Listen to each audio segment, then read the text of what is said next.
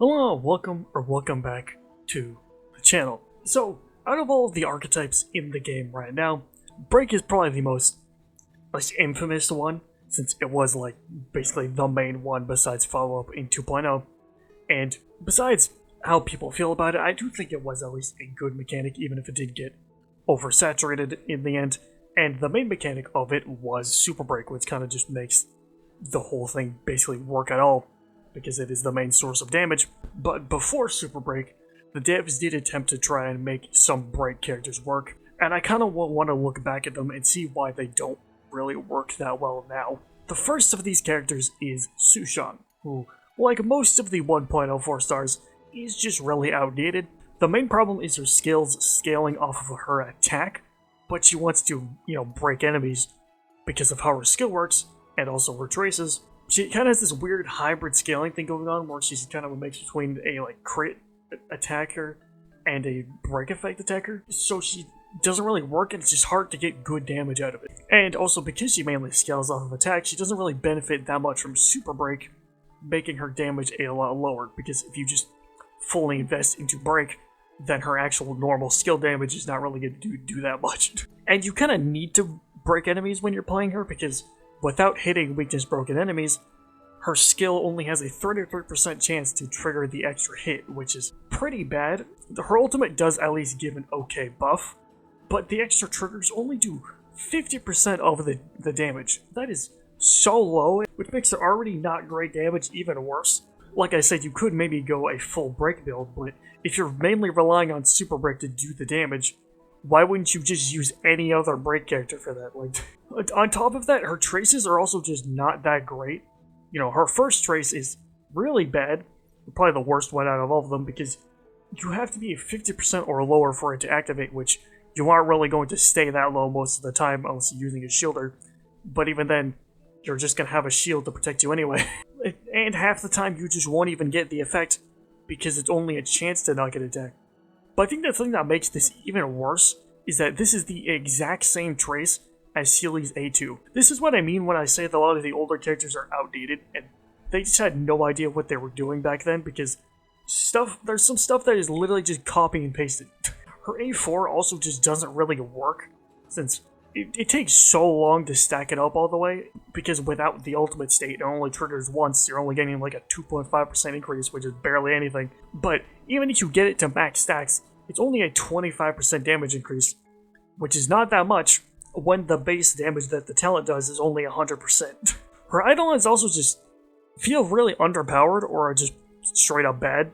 Her E1 is fine, but nothing that really special. Her E2 is almost never going to be helpful, since, like I say, for almost every single defensive passive, you will have a sustain to do that job anyway. But it only lasts for one turn, so at most you're only going to get maybe one hit out of it, and then that's it. Her E4 just kind of feels insulting, honestly, because it's like they knew that she needed to scale off of Break, but they just made her scale off of attack anyway. I think the thing that really makes Sushang a lot worse is the fact that we have Boothill now, and Boothill kind of just does what Sushang wants to do, but just way better, which makes sense since he was made with, the whole Break archetype in mind, and she was made in 1.0. I think that if you at least made her scale off of Break, or get some sort of actual damage benefit from building Break, then I think she could at least be an okay 4-star DPS option, because most 4-stars are never going to be as good as the 5-stars. But they should at least be decent options, But moving on from Sushang is a character I actually do like a lot, but has some pretty big flaws in her design, which is Xueyi.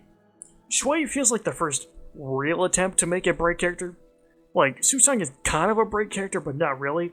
Sushang is an actual, fully, committed, Break character. But the main problem with Xueyi is that she doesn't really work with the rest of Break, because she kind of has anti-synergy. Because she mainly cares about, breaking enemies and reducing toughness, whereas the rest of the archetype mainly cares about hitting weakness-broken enemies. Obviously, characters like Firefly and Woodhill want to break enemies, but they mainly want to do that to be able to actually start doing damage, not, the Break actually being the damage.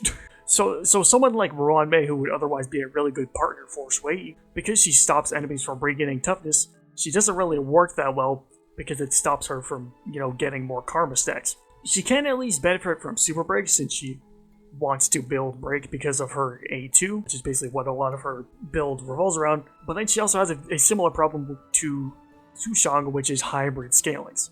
Because her skill, ultimate, and talent all scale off of attack, it is really hard to build her because you kind of want to have everything. Because you want to max out her A2 damage boost, but you also want attack, but you also want crit at the same time so you can actually do some good damage.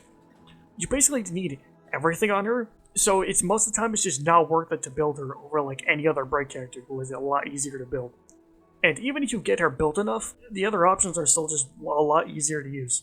The other problem is that besides her A2, her traces are just really bad. Her A4 doesn't really feel that impactful because it's only a 10% damage increase, which is barely anything.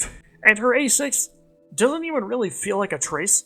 It just feels like it should just be a part of her talent. Like, why is this taking up a trace slot? But the main thing that does really her is the fact that she is very idle and reliant to actually be decent. Her E1 makes her follow-up do a lot more damage because it's a 40% damage. Her E2, at least the first part, I feel like should just be a part of her base kit because her ultimate already does that, so I feel like her talent should do that as well. But even then, like, the heal part of it, you're just not really going to care about most of the time. So you could honestly just make the whole thing a part of her base kit, but I feel like you could just make the first part in her kit and then take out the heal part and replace it with something else. Her E4, boosts her overall damage just because it gives her more break, and more break allows her to, do more damage with her ultimate.